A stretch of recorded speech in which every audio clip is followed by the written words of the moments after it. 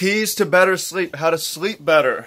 If you want to get better sleep in the same amount of time, more restful sleep, fall asleep faster, wake up feeling better, more refreshed, not as sore, more energy, not be as tired during the day, having more clarity of thinking, then you're like a lot of people. Welcome in, fam. Much love, Trav here, taking you into my sleeping space today and talking a little bit about science of sleep, sleep strategy so you can sleep better.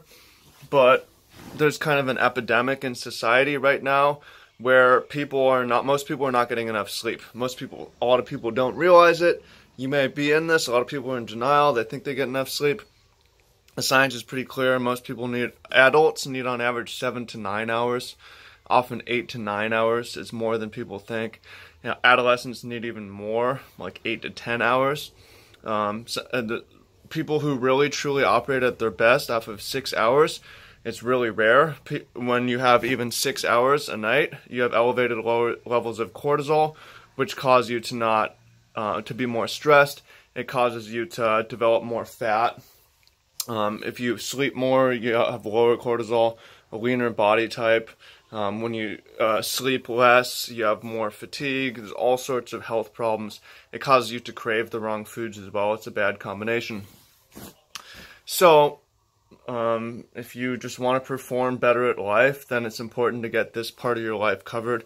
It's going to be a third-ish of your life, and it's just so important. It's really underrated, and there's problems right now.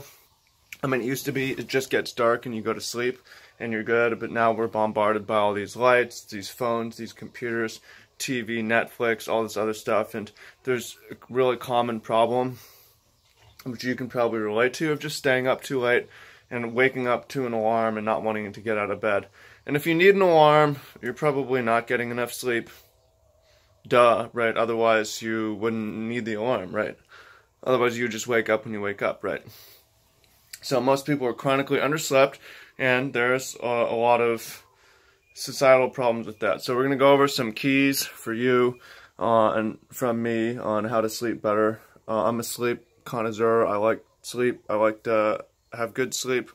I've read books. I've studied on sleep, and I've tested out a lot of things. So first thing I'll say is it's important to start to dim the lights in the evening time. Basically, when the sun sets, the brain starts to produce more melatonin, which is the sleep hormone, starts to put us to sleep.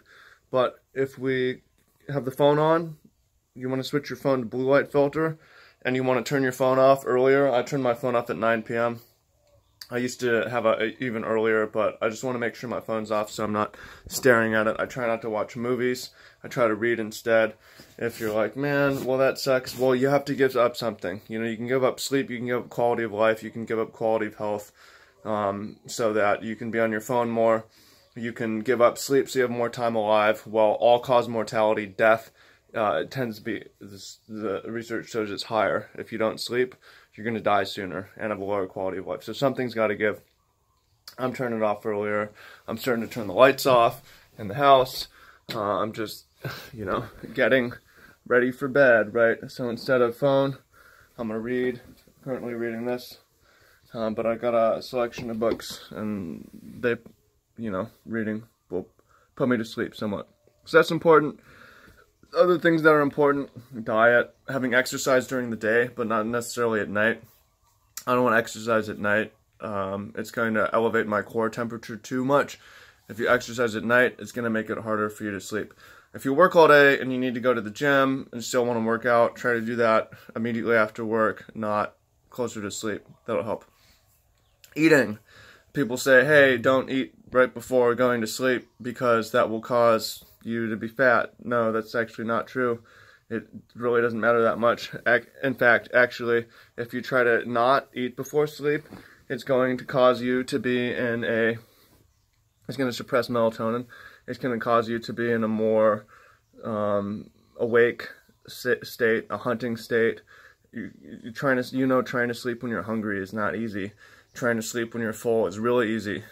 Duh. Like, eat a big meal, you're gonna be tired after. So it actually helps. There's not any research that says oh, it's going to cause you to be fat. Actually, you'll probably have more problems if you try to prevent eating, because then you're going to get hunger pangs. It's going to cause you to disrupt your sleep or get up and you know, eat other junk.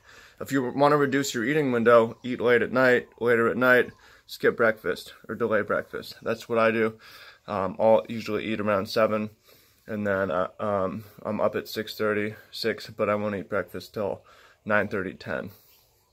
So on average day, I've got 15-hour eating window, or no, 9-hour eating window from 9:30 to 7-ish. Yeah, okay, so there's that. I'm going to talk about temperature a little bit. Talking about melatonin. I like melatonin. I take it sometimes. We're naturally producing this in our brain. It'll put you to sleep somewhat. It's good when you're changing time zones.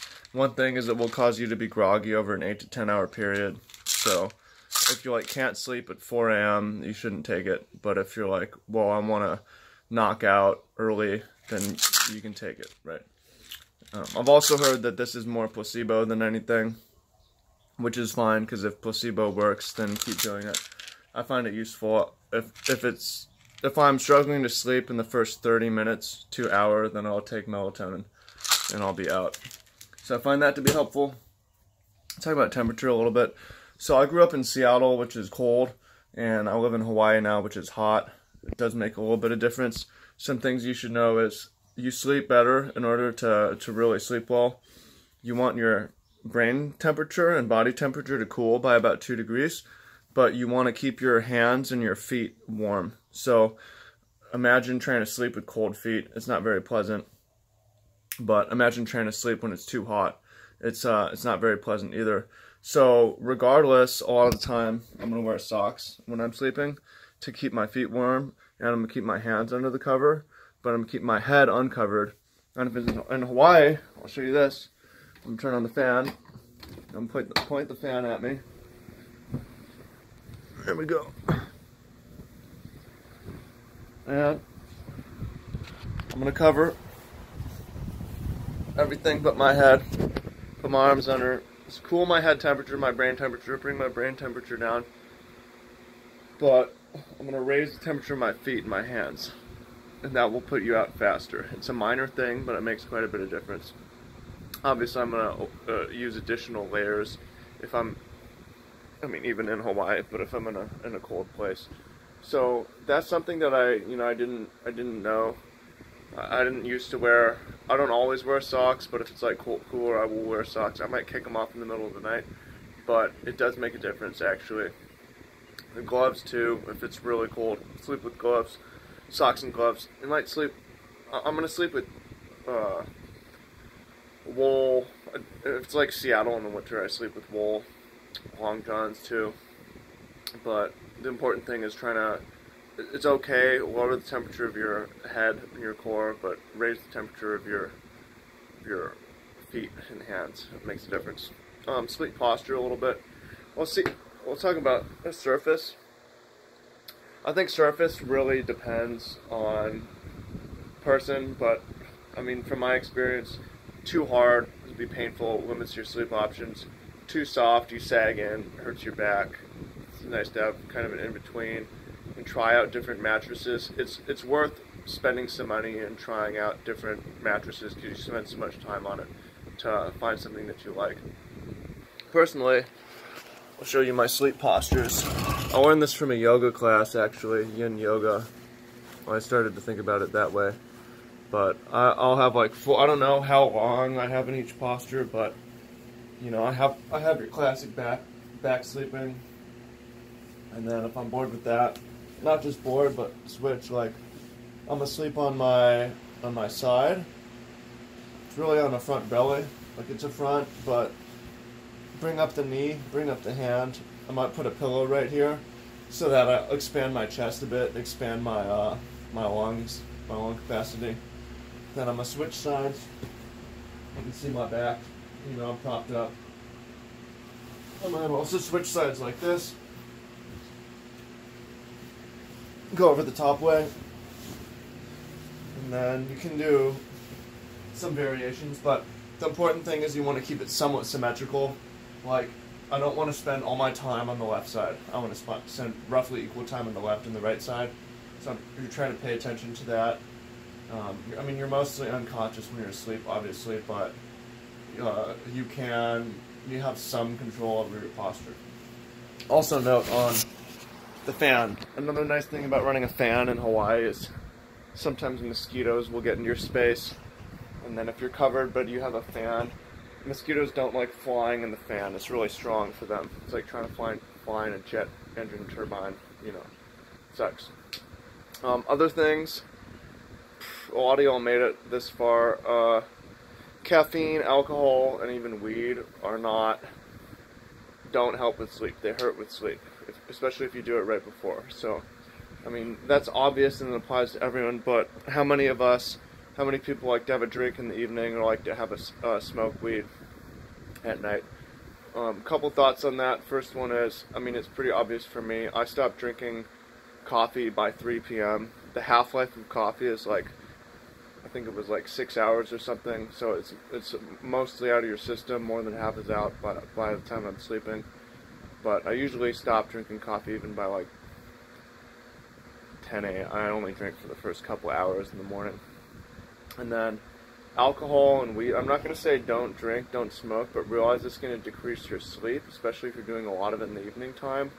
So for that reason, you know, I used to be more of a stoner, but I value my sleep. I'm not trying to smoke at night, but I'm also not trying to smoke during the day because I have work to do.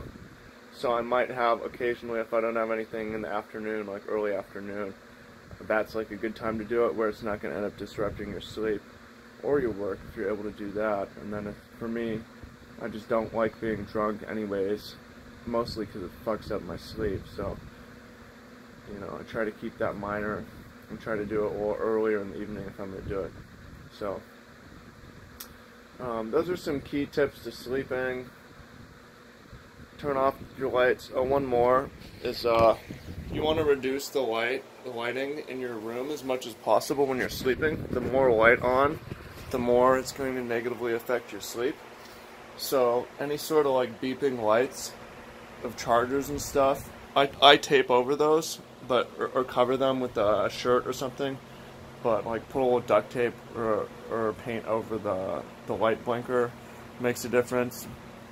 I have these shades that let sunlight in, but I took down a white shade for a dark brown shade because my head's right here. It really reduces the light. It makes a big difference trying to sleep with the lights on and lots of light bleeding versus having like a blacked out room. Makes a big difference, makes it much easier to sleep. And then yeah, so, but summary: sleep, circadian rhythm with the sun and the moon, blackout curtains, phone curfew, reduced lighting later in the night, exercise earlier in the day if you can. Try not to drink and smoke and drink caffeine and alcohol and weed too much at night. Try to use melatonin if you need to. Don't worry about eating close to bedtime because you don't want to be hungry. You'd rather be full when you're sleeping.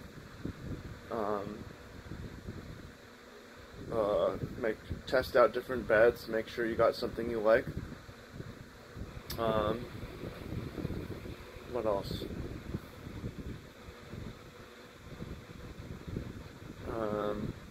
Yeah. Try to wear socks.